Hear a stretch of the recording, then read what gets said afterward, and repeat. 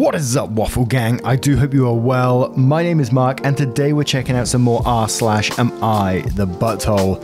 I have no initial waffle today, apart from thank you very much for being you, supporting the channel. You're absolutely amazing. And let's crack straight on with today's stories. Much love, guys. Now, our first story comes from a throwaway account called Am I the Arsehole for Taking Away My Wife's Access to Our Money? And I'm covering this one because it does come with an update.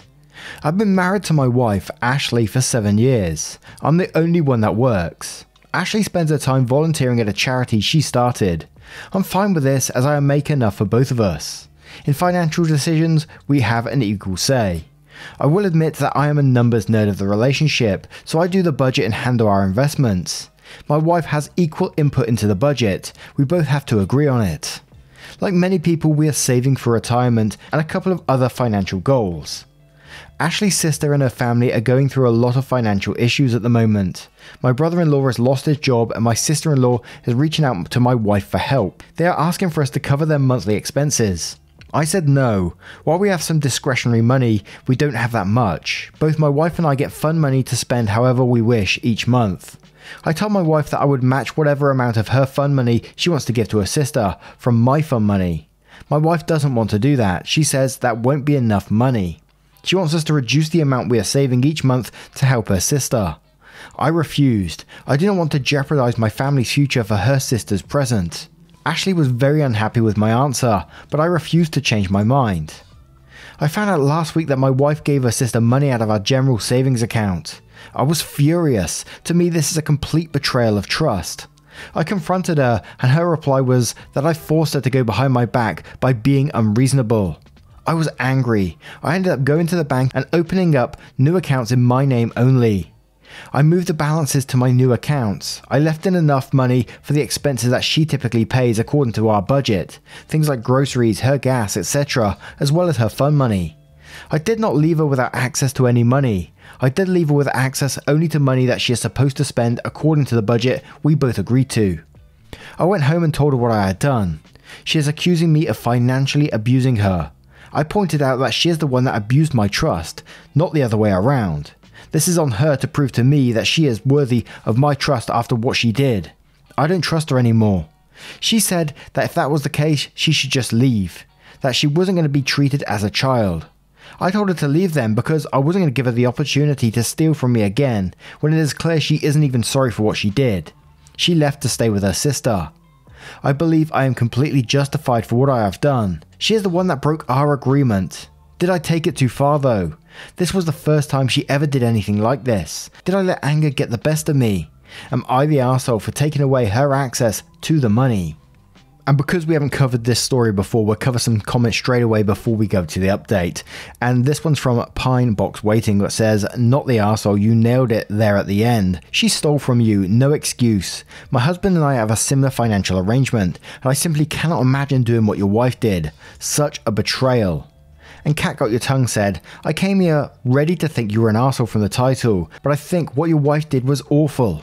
You said you would contribute the same amount of fun money as she did to her sister, doubling the loan effectively, and your wife went behind your back to unilaterally take joint funds so her fun money won't be affected.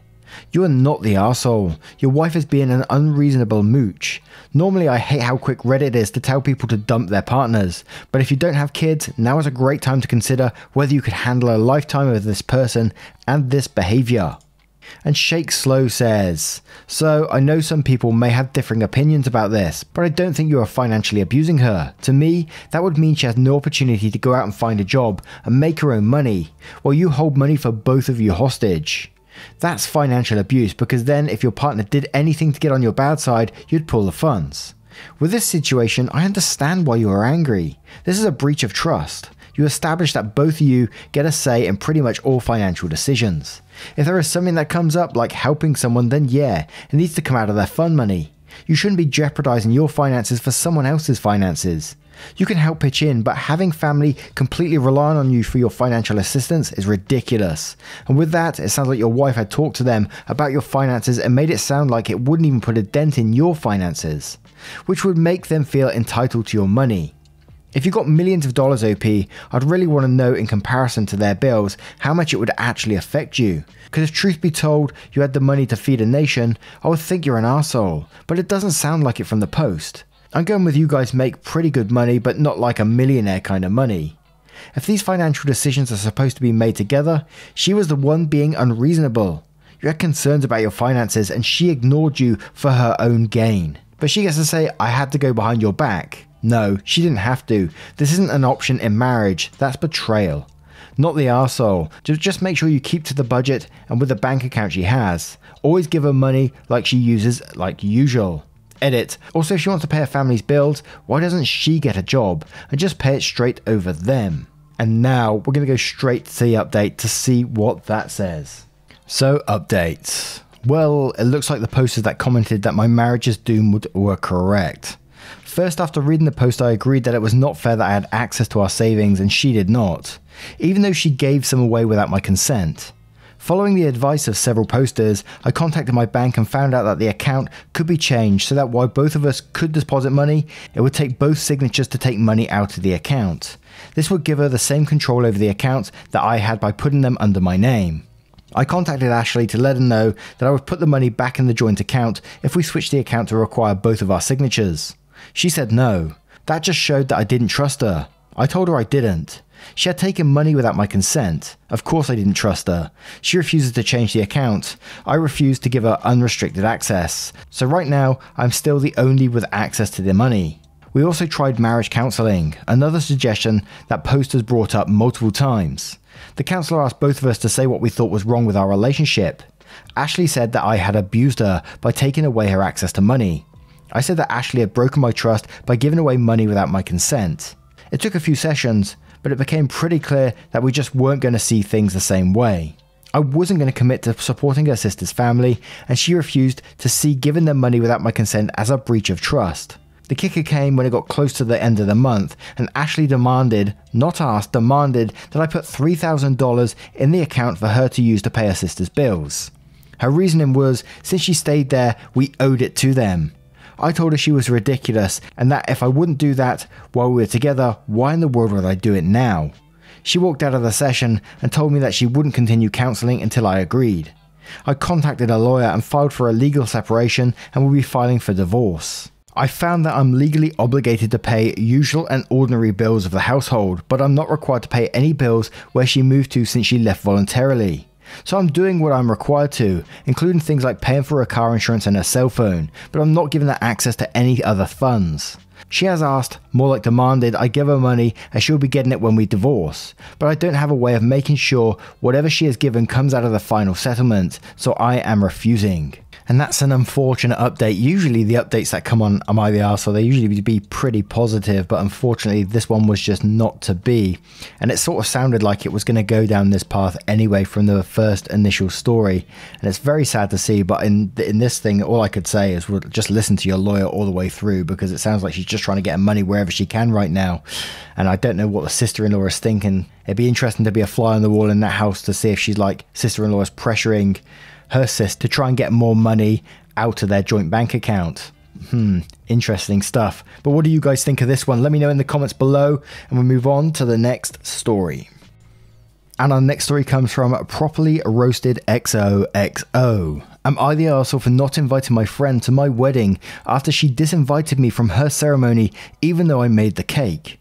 My 31 female friend, 33 female, got married in fall of 2019 at a family home in a small ceremony because her now husband had to leave the country for a year for work. I ended up making a cake for it, and no, I wasn't invited because they wanted it to be small. She instead said she had invited me to the actual ceremony, which took place last weekend.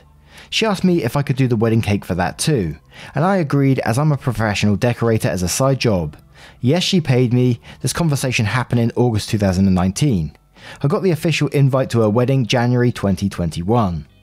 Between August convo and now, I met my now fiancé, 35 male, and we got engaged back in December 2020.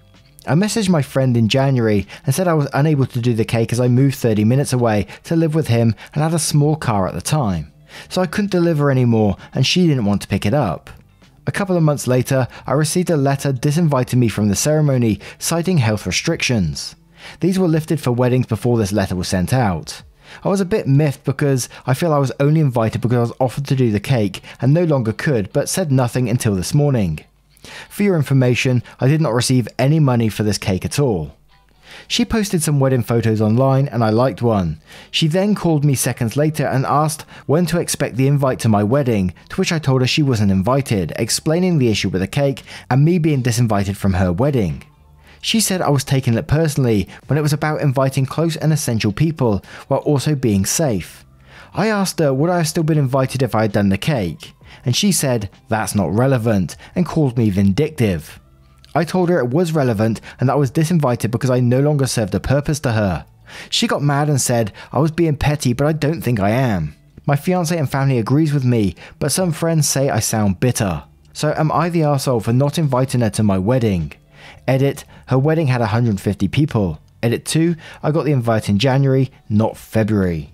The thing that jumped out to me straight on this one is that she said she only invited close and essential guests, 150 of them mind you, and you weren't even in that at all. So why would you invite her to your wedding to begin with? And that's all I'm going with. So I'm going to go with not the arsehole on that. But we'll start with ADBBWG saying, not the arsehole. If you aren't close and essential enough to attend either of her ceremonies, why would she expect you to be so for your wedding? And Dooicky76 replies to this saying, yeah, if OP was so unimportant as to not make a cut of 150 friggin' guests, then it doesn't take a rocket scientist to figure out who the vindictive one is. OP also didn't do something as tacky as a friend uninviting her. That was a low blow, especially citing health reasons when you have a guest list of 150 people. Had already had the person bake one cake for a ceremony they weren't invited to, then to suddenly have concerns after they couldn't bake another cake for you. Either she was straight up using OP for her mad baking skills in the first place, or was that vindictive simply because OP could no longer do this huge favour. Either way, OP is not the arsehole for not wanting the woman at her wedding. And Cult Queen says, not the arsehole. She wanted her cake, and when you didn't make it, she had no use for you anymore and threw you out. She can call you vindictive or petty all she wants. She's the one that disinvited you because you didn't make her a cake. She's not a friend. And Mountain Calendar 102 says, not the arsehole. Your wedding, you invite who you want. The fact she had planned for 150 people at her wedding and disinvited you is pathetic. 150 is not a small wedding. Did anyone else or any of the friends get the same letter? And Rest in Peace later says, not the arsehole. You do sound bitter. Why shouldn't you be? And Bisexual Fool says, not the arsehole. She didn't invite you to her wedding. Why would you invite her to yours? It was her choice not to invite you, and it's your choice not to invite her. I would have said no one's an arsehole here, but she got mad at you for not inviting her, which is ridiculous considering she did the exact same thing. And we have one more from both sides of the moon saying, friend, you keep using that word. I don't think it means what you think it means. Now, what would you do in this situation if you was in OP's shoes? Let me know your thoughts in the comments below and we'll move on to the next story. And our next story comes from Jogger93737. Am I the arsehole for deciding, along with 10 other girls, that we wouldn't go to parties at this guy's house unless he kept his roommate out? I am on a college sports team and it's tradition for the team president, a student, to host house parties. Joe is the team president, has been for a while, and he lives with a guy, Alan, who's a few years older than college age. Me and a lot of girls on the team have had uncomfortable experiences with Alan when we were underclassmen. Anyway, we were all hoping Joe would stop living with Alan because he's a shitty person to party with. We found out that they will again be roommates. So a bunch of us got talking about how we didn't want to go to another party with him, and I was like, well, we don't have to. We can literally say we're not going if he's there. Some of the other girls still wanted to have parties of some sort. They didn't want to miss out on a fun team bonding activity because of one arsehole. So I was like, what if we literally get all the girls on the team to say we won't go unless Alan isn't there? Because there won't be much of a team party if half the team doesn't go. Hopefully us all saying that together will push the club student leadership to work something out. Whether that's Joe planning parties when Alan is away or finding a different venue. I also said I'd host a ladies' night party so we'd still have a party night if needed, so we could still do a thing. Everyone there said yeah, and we text a few more friends who weren't hanging out with us that day and they were all on board too. So I text Joe saying that a lot of girls on the team, 11 names in total, weren't comfortable partying with Alan anymore. We heard they were roommates again, so we're just giving him a heads up that we wouldn't be going to the house parties unless Alan was away from the house for the night. Joe was like, I can't just kick him out of the house for parties, he lives there too. I went, okay, we're out for parties unless we find another place to go, I guess. Joe was kind of pissed off at me and said he thought I was trying to sabotage the parties and was speaking for people who didn't want me to. I said to ask any of the girls I listed. All of them said they were not into it. He said that it seemed like it was something that I organised, and I was like, no, it just came up in conversation casually. He thinks I'm being an arsehole for organising the girls like that, and I think he's an arsehole for wanting to live with Alan again. Am I the arsehole for saying that the majority of the girls on the sports team won't go to parties unless the host of the parties keeps his roommate out of the house? And we'll start straight away with the Aussie 44 on this one saying, not the arsehole, trust your gut. If that many people had uncomfortable experiences with a roommate, it is not unreasonable to not want him to be around. I applaud you for speaking up and standing your ground. Your safety matters and you will not be the arsehole for considering it. You may have spoken up for another person who was too afraid to. And OP replies to this saying, yeah, he tends to cling on the youngest, shyest, most drunk freshman and flirt really pushily. It's creepy because he acts like a hyena circling the weakest in the pack. He always goes for whoever is young and unassertive or too intoxicated because it seems like they just won't tell him to get lost. Talking to the other girls, we realised a lot of us had the freshman experience of being new to go to parties and getting this guy creeping on us. Didn't realise it was so many of us until we talked and started picking up on it and keeping an eye for the new freshman girls. Like, I'm not against the guy shooting his shot, it's just creepy how his type seems to be unassertive or inexperienced, sloppy drunk. And Gangster Napper says, not the arsehole. Joe is telling you that his convenience and saving face with a creepy friend is more important to him than the comfort of half the team. Think about that. And Kithian says, not the arsehole. I work as a title IX coordinator and cannot tell you how happy this made me. You all agreed on what your boundaries are. You're explaining what is not acceptable behaviour and you are clearly communicating it. Joe is mad because he is inconvenienced. He doesn't even register that the behaviour is unacceptable. That's insane, but I see it all the time. He's being told by 10 plus women on the team that Alan is sexually harassing them and they consider him predatory, and that's not enough for him to care. I'd run against him for president next year. And NightFox42 says, that many girls being uncomfortable around Alan should be a big clue to Joe. The fact that he's dismissing your experience like that makes him the arsehole, not just Alan. You and your friends are definitely not the arsehole. Time to cut ties with Joe if he's going to be enabling and sticking up for a creeper like that. And Oki says, not the arsehole. You're all protecting each other and no one is entitled to your time or comfort. And one more from Maleficent Ad saying, not the arsehole, you and your friends have the right to not be creeped out. Joe's party invites are not summons. Joe choosing Alan as a roommate and choosing him over you guys shows that 1, he doesn't believe you and your friends, and 2, he's going to turn a blind eye to Alan creeping on you guys at a party. Joe is not worth being friends with. Eventually, Alan is going to get into trouble, and Joe should not be able to claim he didn't know. He did know, he just doesn't give a damn. Party on with your friends, maybe more people will go to your parties than Joe's. Now, what would you do in this situation? Let me know your thoughts in the comments below and we'll move on to another story. And our next story comes from Schmallery. Am I the arsehole for going off on my friend for marrying her husband for his money? My 29 female friend, 28 female, let's name her Heather, has been married to her husband Matt for 2 years. They also have a 1-year-old daughter. Heather would typically date tall, muscular tattoo guys. Her husband is a very nice guy, a great guy. I think he's handsome, but he's nowhere close to Heather's type. Now, Matt makes very good money. He has a very lucrative job and makes upwards of 6 digits a year. So Heather had told me during the beginning stages of their relationship that was one of the main reasons she was dating him. I did advise her against continuing the relationship if that was the only reason she wanted to be in it. They get engaged. She did manage to convince me at the time that money wasn't the only reason, and off they go to get married. So here we are a couple of years later, and they have a beautiful little girl. Matt is happy as can be, thinks he's got a great life, a great wife that loves him, all that.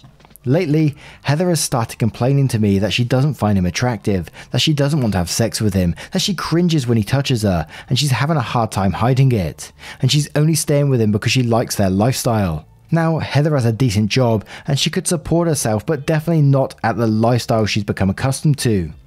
Normally I would have let it go, but recently she has confided in me that she's begun talking to an ex-boyfriend of hers. Her typical type, a bartender, so not able to provide for her the way she would like, but she has been talking to him nonetheless. Visiting him at his work, texting, nothing sexual yet, but I do think it is heading in that direction. I couldn't take it anymore. I gave her a big fat, I told you so. I called her a terrible person and a snake for being a gold digger. that she is essentially emotionally cheating on her husband that will likely progress to physical cheating soon, and that she should leave Matt if she feels this way, but she won't because she likes the money. I'm sorry to say that I went off on her, which may have been uncalled for, but I think she is absolutely deserving of it, and she needed to be called out for her crappy behaviour. She said, "I'm an unsupportive friend, and I have no idea what it's like, and that I need to apologise to her if I want to keep her friendship. So, am I the arsehole?" Now, this is definitely going to be a not the arsehole from me for calling out shitty behaviour. Absolutely not. But it's whether you do tell the family at this stage. Is it enough to go to Matt and tell him? I think it is, because from what her previous language saying, like she cringes at him touching her and all that sort of stuff, it's not going to change, is it? I don't think it's going to change for the better. Therapy or not, I don't know. But if I was in Matt's position, I would definitely like to be told about that. So I would say not the arsehole. And I think encourage you to go and to tell Matt about it. But Rat Poison Cupcake says, definitely prepare the proper evidence and send it to the husband anonymously. The poor man needs to know. Not the arsehole.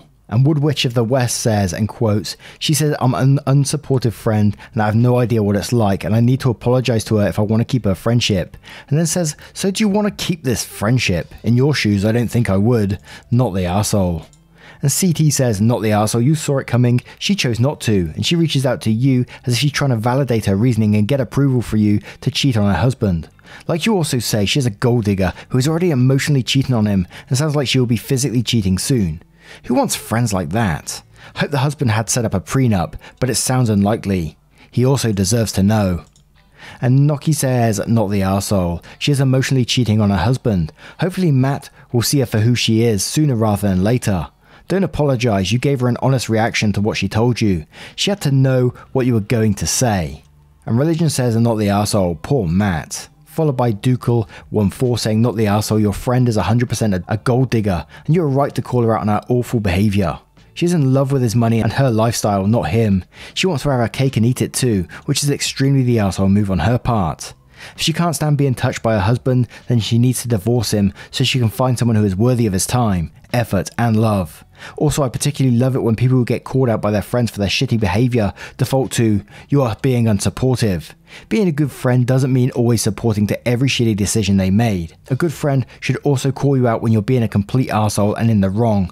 And if you consider them a good friend, you should probably stop and listen." And now I turn today's collection of stories to you guys. What are your opinions on today's stories? Let me know in the comments below if you choose to do so, and just a huge thank you from the bottom of my heart for spending 20 minutes or so of your day with the channel and getting involved. It means the absolute world, and you change things for this channel all the time by doing what you do. And if you do have an extra moment, would you please consider hitting that like button as well, as it further encourages YouTube to promote the video elsewhere.